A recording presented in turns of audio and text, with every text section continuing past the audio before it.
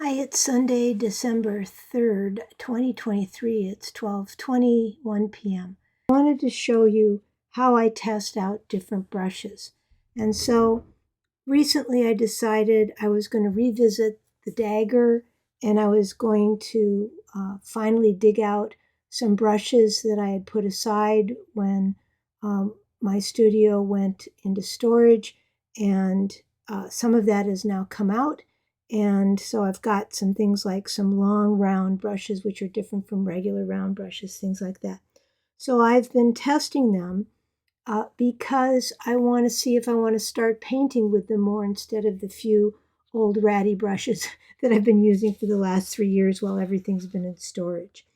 And something that's never really appealed to me is the dagger brush, but it appeals to me stylistically. It looks really cool. It's got an interesting shape.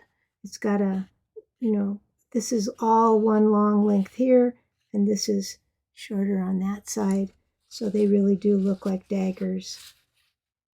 And I've got 3 different ones here, or 4 different ones, I'm sorry. And this one is the 3/8, and this one is the 1/4 from the Princeton Neptune watercolor line.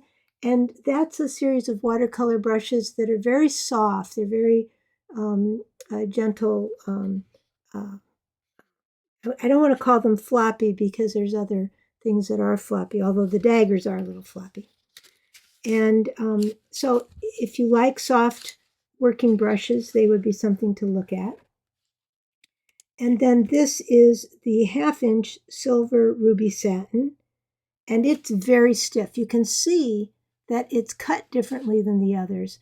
It doesn't have as much space this way, isn't as long this way. The belly isn't as round as this one is, so it's going to hold, depending on the fibers, of course, it's probably going to hold less water, and it's going to be a little stiffer. The bristles are stiffer.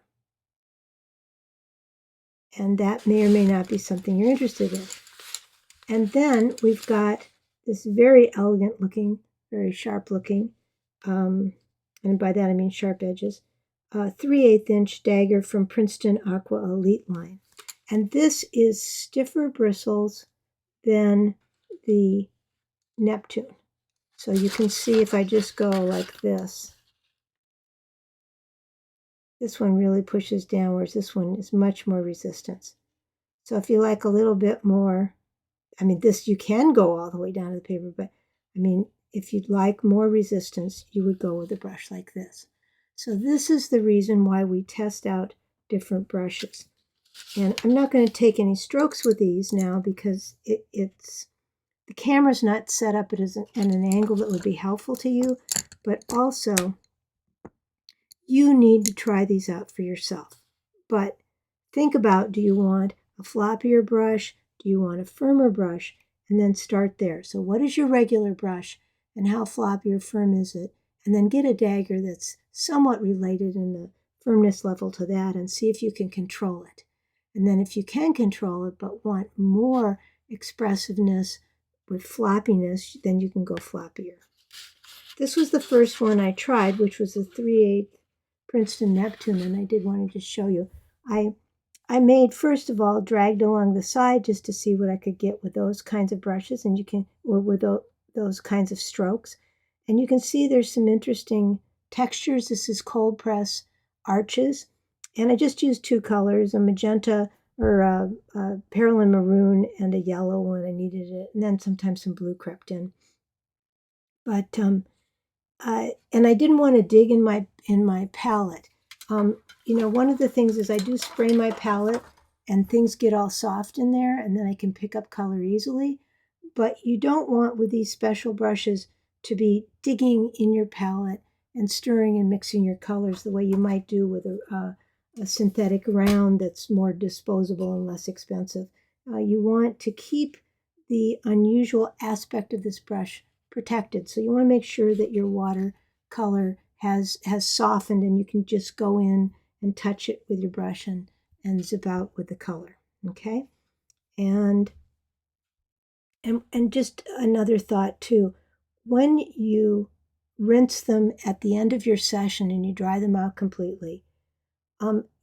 Give them a good whip of the hand, not towards anything that you don't want to be stained or damaged in case there's some excess paint still there.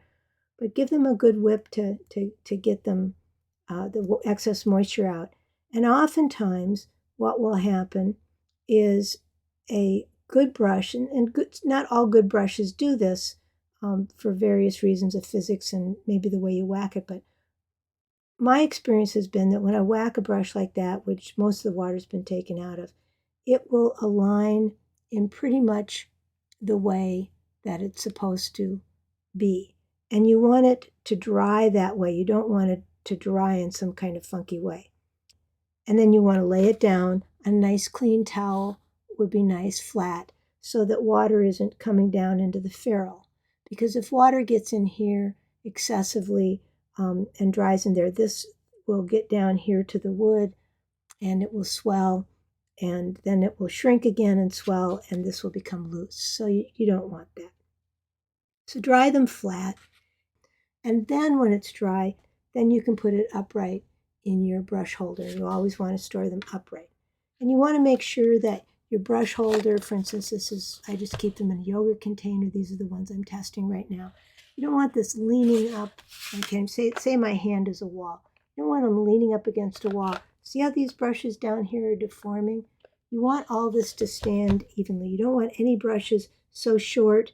If they are short in here, you don't want them leaning against here. You want them to be free and standing up so that they aren't being deformed in any way. And then you can just put it away and use it again another day. So just think about that when you're using these.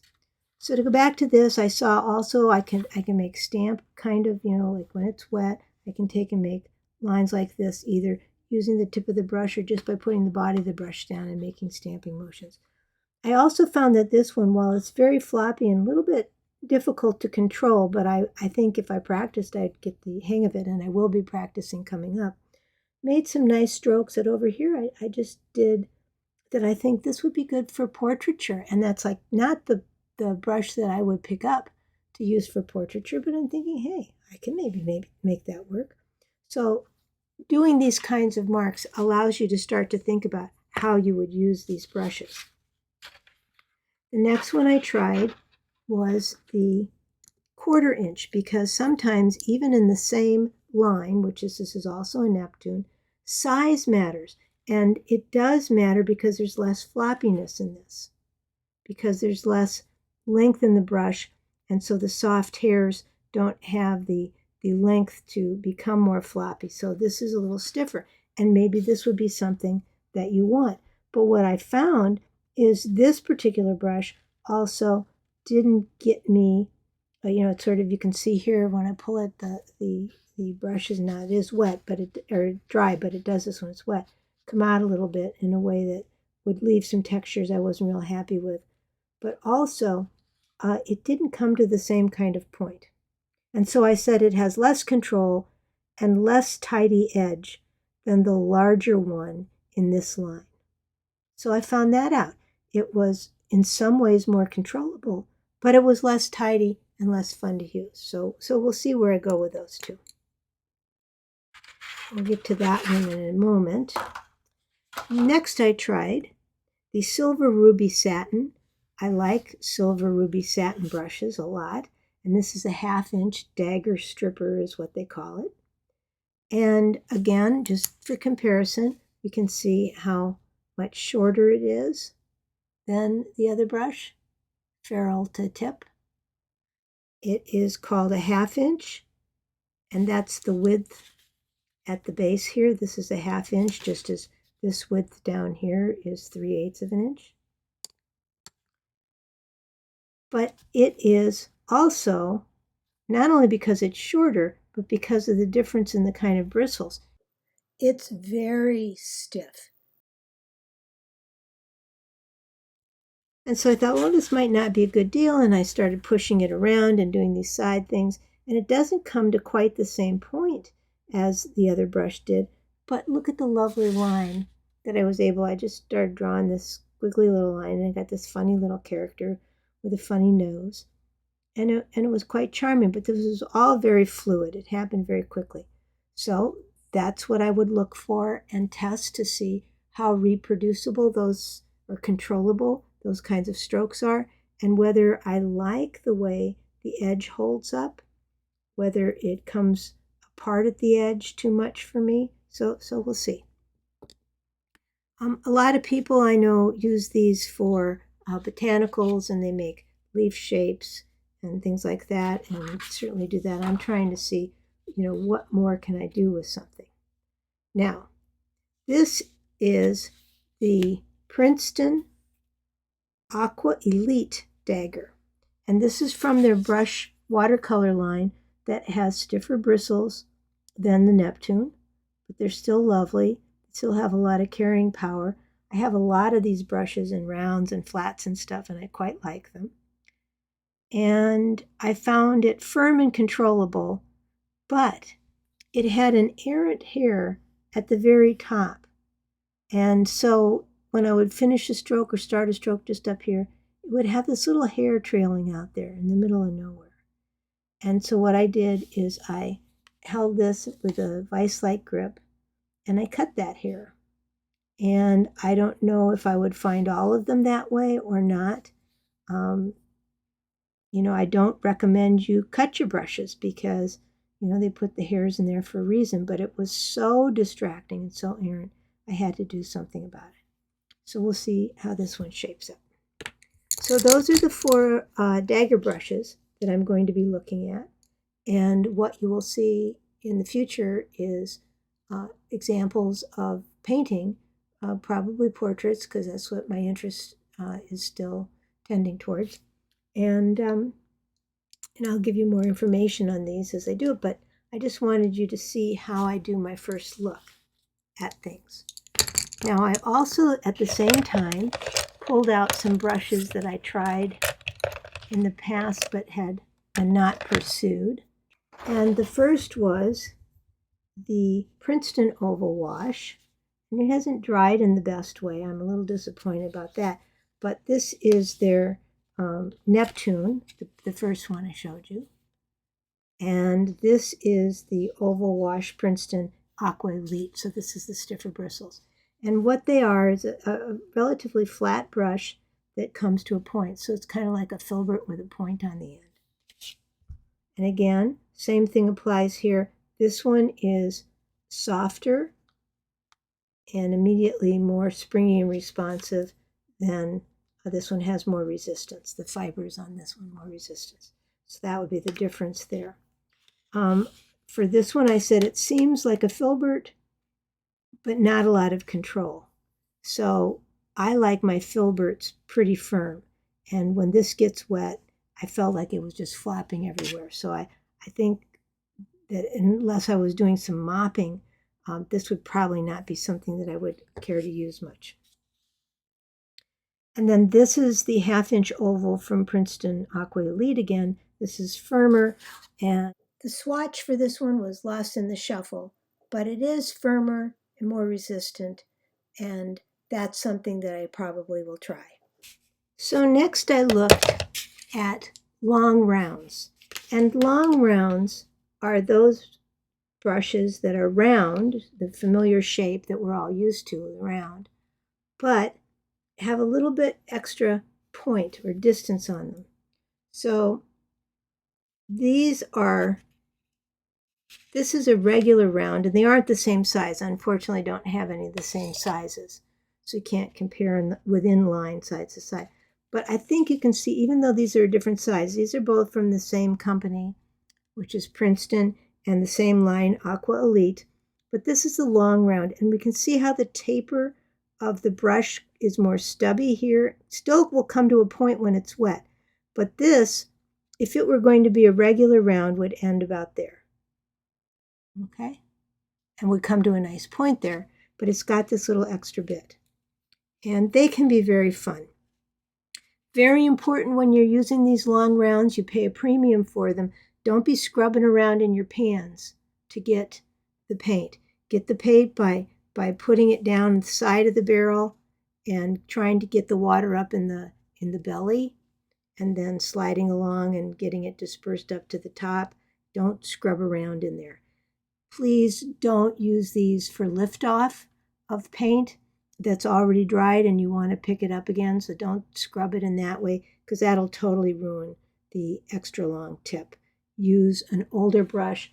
I've got plenty of brushes. You've seen me work with them where they're all fuzzy on the ends. Use those for scrubbing off. This was an inexpensive brush to begin with, and now it's having more life in that way too. See this brush? That's a brush you can go ahead and scrub with because it's never, at this point, going to come back to a real point. So let's go ahead and scrub with these, but not with these. Eventually, depending on your working style and how hard you are with pressure and dry brush techniques and so on, you will wear the brush down, and then it can go in the other bin for scrubbing brushes. Okay? But please don't do that to start. These are the longs. That's an 8 that I just showed you. These over here, these 3, are from their other line called Velvet Touch. And they're all long rounds.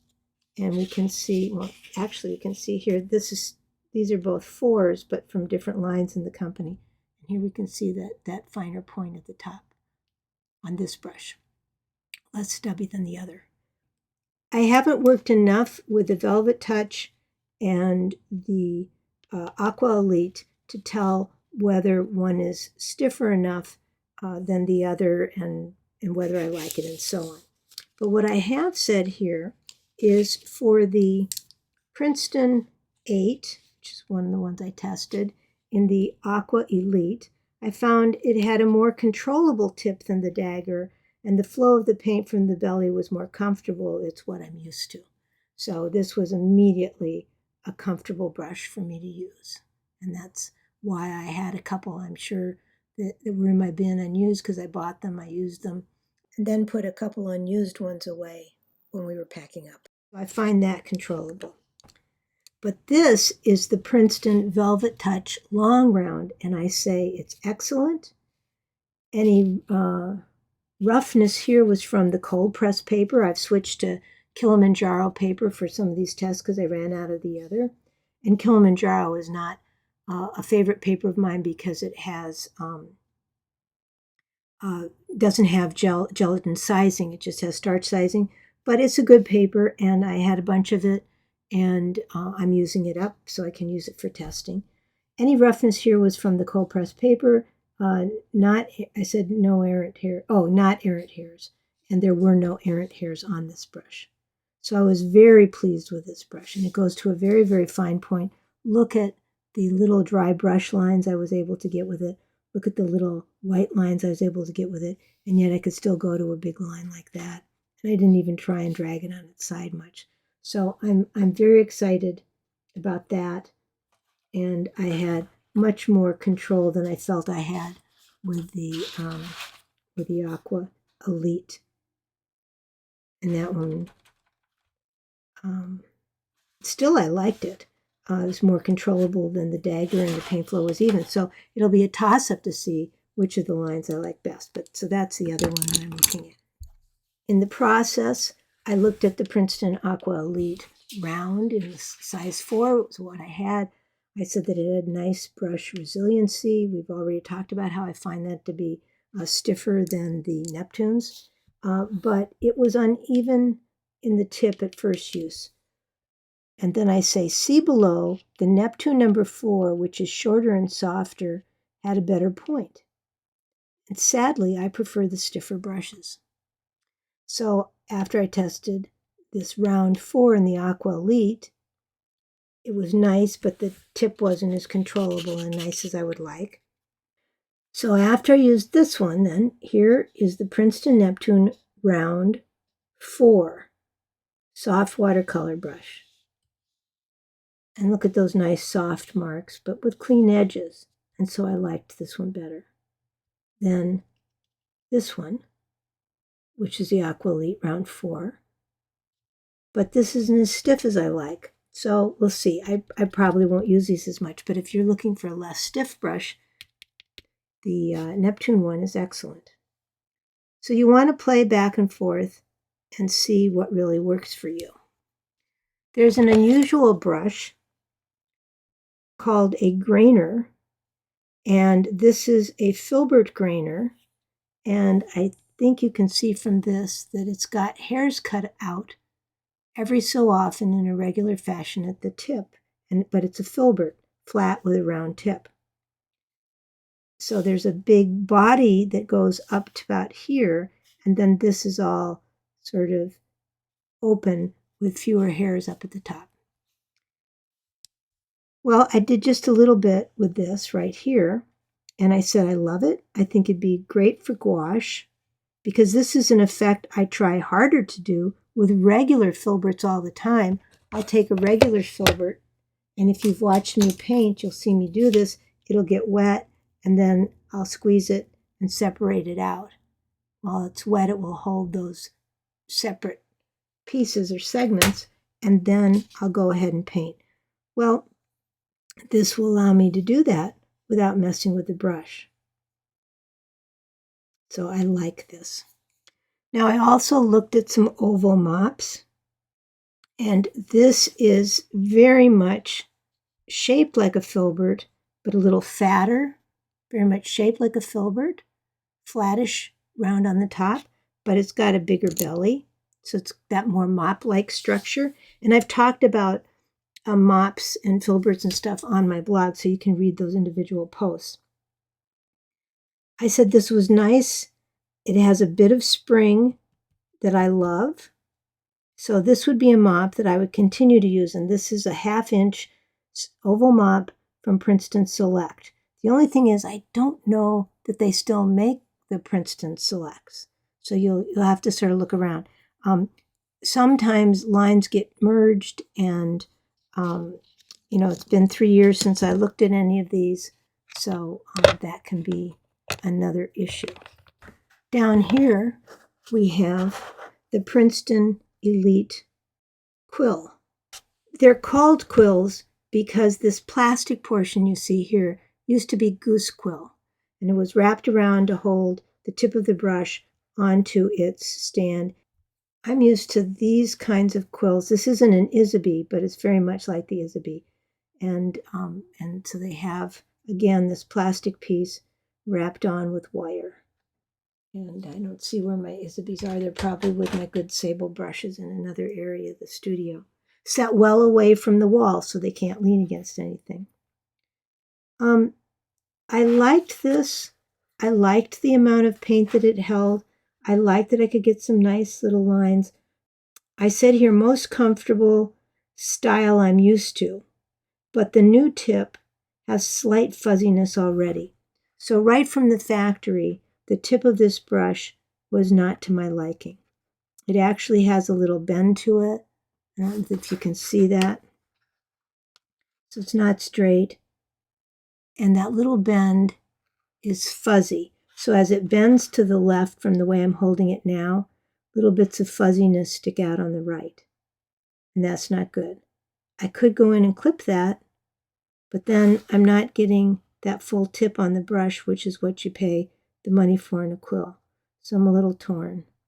And there really is no comeback for that. You can't retrain it. They always go back and take that shape. So I don't know. I'm kind of down on this because, like I say, I have a lot of quills. This one is just an inexpensive Creative Mark Harmony quill, but I really do like this form. And, maybe I'll have to move away from that going forward because I can't find one that's got the tip that I want. Maybe I'll find that some of these other brushes I'm trying out will allow me to do what I need to do. Now, I also found an unusual, in my store of things, an unusual brush called the Princeton Neptune Script. And it's not a liner like I've been testing. You've seen my liner tests. But it is a very long brush. It has a body like a round. It doesn't start to come to a point till the very, very end. And it makes some nice marks. I say it's floppy, but still controllable. Misspelled controllable. And I said, I need to think about this one. So there was enough interest in this one, just while making these silly little marks, that I could feel like, oh, maybe I could use this. Maybe I could do something with it, even though it's a floppier brush than I usually use. So keep that in mind. Don't let your preconceived notions stop you from trying brushes that may yield a good result for you. This section here was my test of the Princeton Oval Wash, and it was the second one. I found out that I had two on hand, and I immediately went and marked it by blacking out the barcode so that I knew that this was the one that I preferred, because this was a different experience. But there's still a drawback. I say, but its inability to do thin lines is an excuse for me to not switch brushes. And number one, is that a good idea for me? And what do I want on the page? So I'm asking myself questions about this. It can get some thin lines, but it doesn't get the light, little, tiny, thin, flowy lines that I like to get. But it gets thinner lines than a regular filbert would. And it holds more paint. So maybe, I don't know. I have to do it. Anyway, I can tell them apart. Like, I like this one better because I crossed out the bar. This is a Princeton regular round 12. And it is smaller than other 12s that I have. And remember, we've talked about this before.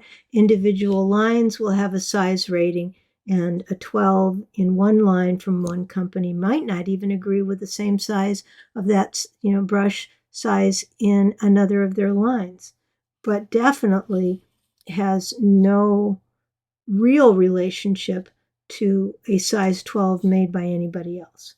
So you really have to look and see what's what. So this to me is more like a 10. And it seems that it has a nice point, and the belly is good, and it has very smooth application, and it's not floppy like the dagger was. So this might be something from the Neptune line that I would try. I have some other flat brushes that I didn't try on this sheet that I've used a lot of times before. Well, I haven't used this one before. This is a Mottler, 1.5-inch Mottler from Princeton Neptune line. But I've used a lot of other flat brushes you've seen me use. Generally just these inexpensive brushes like this. And I wanted to get one of these to just sort of see whether it's enough of an interest, to upgrade it. These I use with inks and with acrylic paints. This one would only ever be used with watercolor. So there's issues with crossover. I don't like to get gunk stuck in there and fall out later. I am a huge fan, I just wanted to tell you this, I am a huge fan of the Princeton Aqua Elite Stroke. You can see that it looks like a flat, but it's got much longer body there. And I just love this. To work in gouache with this brush is so fun. I just can't tell you how much fun. And it's so easy to lay in the dry brush. I'm also a fan of the flat shader in the Velvet Touch line from Princeton. It's a little bit shorter than that one, but still great for putting down a dry brush and moving gouache around. I love it so much. And this is a flat shader from the same Velvet Touch line in a size 6. Really nice brushes you can't get away from having. This is from the Neptune line. It is a 1/2-inch square wash, they're calling it. So they're not calling it a flat. And I don't know the rationale for that. Maybe they feel that it has a bigger belly and could hold more stuff. And maybe it's because of the fibers that they use for it. It's got a floppier top than a filbert or a flat. And so that's why they've done that. That's the other thing. The naming conventions are strange and wondrous. And then this is a 1/2-inch angle shader. It's also from the Princeton Velvet Touch line, and I like it because you can get that flat aspect, but you can also go up and use the point, and you can also do the pressing down with the lines like that. So there's a lot of things you can do, and it's stiff enough that I can push gouache around. So I really like it for that reason. So I wanted to go over these things just so that you could see the types of things I look for when I'm testing brushes and the initial types of things. You don't have to get real fancy. The next step would be to actually try and paint with these. After I've done this, I know the basic marks they can do. And so now I'm going to do some actual paintings with them and just sort of see over time whether I become familiar with them and enjoy them and they move to the top of the queue, or I find that they don't really play well with the techniques that I like to use and I leave them behind. And then because there are so many different kinds of brushes on the market, at that point when I brush drops off, I try to make a note of it and keep a little list in my pocket so that when I do find myself in an art supply store, I don't get carried away and buy a brush I already know isn't going to work for me. A lot of places will let you test the brush on that special water paper that will not damage the brush. They'll give you some water and you can feel the strokes.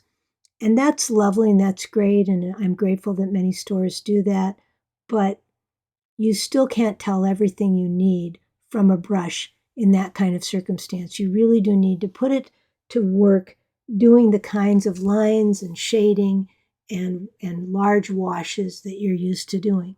And then finding that sometimes a particular brush may only be good for one or two actions, but it's extremely necessary for you to be able to take those actions at some point in your painting process.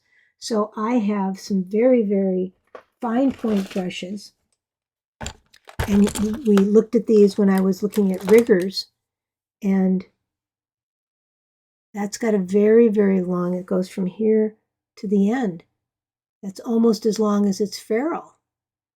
And that comes to a very fine point, and I get the most exquisite little thin lines with that. And there are times like when you're drawing a beard or when you're detailing a bird's feather or when you're trying to just get around like maybe an orbital ring on a bird's eye where you really need brushes like that. And you need brushes like that of various thicknesses and springiness or lack of springiness. So that's why we have multiple brushes. But the main thing that you need to think about if you're looking for new brushes is which brushes do I use now and how springy and soft are they? And then with that information, go into the store and find brushes, probably with the help of a salesperson, to find brushes that are floppy or brushes that are very springy or resistant and that will give you the kinds of experiences that you want. And then buy one, not in the smallest size where you're not really going to be able to tell how the body of the brush works necessarily, and not in the biggest where you aren't going to get the same kind of tip action because it's going to be cut in a certain way to get that big round size all coming to a tip. So somewhere in the middle range, like a 6, an 8, a 10, buy one of those and take it home and run it through its paces and compare it to the brushes you already have. And maybe make some notes because this is a lot of stuff to keep in your brain. And in this way, over time, you'll come to understand what you like about certain brushes and what you don't like about other brushes. And if you go and you talk to someone in a store and you tell them the kind of brush you like, if they know you and they're interested in keeping your business, they will only recommend to you brushes that they feel will work in that profile. Now, a good salesperson, if they have something else that's really nifty and they think that it might enhance your practice, will also recommend something outside of that range. But their main goal will be to try and give you a brush that's going to give you the action that you need because they understand, just like we do, and in most of the good art supply stores, their people are going to be working artists themselves. They understand that we're looking for things where we can get repeatable results in the style that we're always working in. And if we're going outside of those repeatable results to a new kind of brush, then we need help in understanding what it is that that brush can do that our current brushes don't do. One of the most important things that ever happened to me when I was painting in watercolor was in the 1980s. I had the great good fortune to work in publishing for a man who was himself, in a previous life before he went corporate, extremely accomplished watercolorist. And I would go in during my breaks and whatnot, and he was also gracious with his time, and I would talk to him about art, and I would talk to him about design and the design business and so on, and ask him questions. And he was a very good mentor in that way and generous with his time. And he had me bring in some of my watercolors so that he could see, what is it that we're really talking about. And we talked about what I was using, materials. And one of the things he told me is, he said, one of the best investments that you can make is a really quality brush. And at that time, we had sable brushes that were really expensive. We had squirrel mops, and we had some intermediate kinds of hairs that did various different things that were stiffer or not stiff. And I was interested in transparent watercolors, so sable was the top of the line, sort of the goal. And the synthetics for those types of brushes in the 1980s were nowhere near what they are now. And so I was working, because of my budget, I was working with synthetics. And my boss told me that I should really consider saving up and getting a couple good sable brushes. And I did what he suggested. And the brushes changed my life. They changed my technique, the ability to use water quickly and get the shading down, and everything about brush handling was just revolutionized when I started to use those sable brushes. After several years using those brushes, and I still use them occasionally, I found that I was working in a different style. I was using more opaque paint, I wanted stiffer brushes, and I was very hard on my brushes. I would scrub with them, I would, sort of bend them down into the palette and scrub up my paint, even if it wasn't a pan watercolor, just, reconstituting older paint and stuff. I was very hard on them. And I wanted to save my good sable brushes, so I didn't use them for that process. And so every 6 months or so, I was testing new synthetics. And what happened is it got to the point where the brush industry was looking at ways to keep people happy, supplying them with brushes and deal with the change in natural hair fibers in supply, and also the quality of the hair that they were able to get. And all of those forces came together, and they just kept making better and better synthetic brushes. It's very rare now when I use a natural hair brush. I get my sables out very infrequently, mainly because I don't think I can ratchet back my aggressiveness with the brush, and I don't want to ruin them. But what I do say to my beginning students is to have one or two sable brushes and some good quality gelatin-sized paper like T.H. Saunders Waterford or Arches, which is still gelatin-sized, to paint with those and see more exactly what it is that I keep going on and on about, and that older painters still than I am go on and on about. That there was, for 400 years, until Fabriano changed their paper, there was a wonderful history and legacy and tradition of having the most beautiful paper with gelatin sizing that would take washes from sable brushes in the most exquisite ways. And if you look at the old paintings of your favorite watercolorists, people like Sargent at the end of the 19th century and the beginning of the 20th century, and other people in England in the 19th century, those are my favorites, they're all using sable brushes on gelatin-sized paper. And so if you want to think about getting those effects, you have to think about, those kinds of issues and physical practicalities. But what I'm saying is that after you've spent a little bit of money having a couple sable brushes, and you've played with it, and you've learned how to use it on gelatin-sized paper, then switching to something that's less expensive, that's synthetic, and that is a little bit more durable if you tend to be aggressive with your brushes like I am, then you can have a good painting experience with those brushes as well, still on gelatin-sized paper, as long as we can find it. I think those days are coming to an end, so enjoy it while you can. But that's my recommendation, and I think it was the best advice I'd ever been given. His attitude was quality paints and quality paper were secondary to the brush. I think that all three are best used, quality paper, quality brush, quality pigments, to learn, because your learning skills develop more quickly and actually use less material.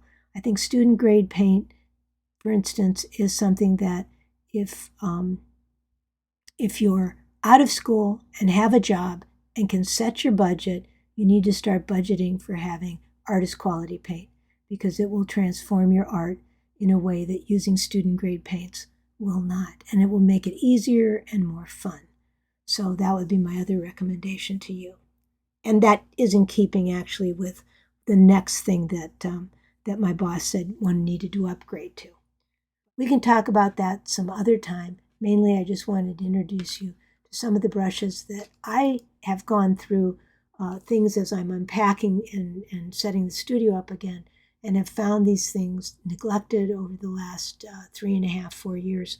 And I'm going to start to use them and experiment with them and see what it is they can do in my current work, and then what I might want to carry forward and what directions they might point me to for new approaches. So I'm very excited, but it goes from making messy marks like this to then weeding out which ones have which characteristics that I like, and then putting them into a full art exercise of doing a portrait or whatever it is that you're interested in doing, and seeing what they do, and doing that for a while so you can really get a hang of what it can do. I'm just not sure about these daggers, but I'm dagger curious, so I'll keep experimenting, but I'll let you know how it goes. Is I encourage you to look at the stuff that you have right now and pull things out in little sets, like just pull out your daggers. Okay, so I've got 4 daggers here, and I'm just going to try and see what they can do for me. And I'll work with them for a couple of weeks, and I won't work exclusively with them because I'll still need some finer pointed brushes, some stiffer brushes, and these would not work for me.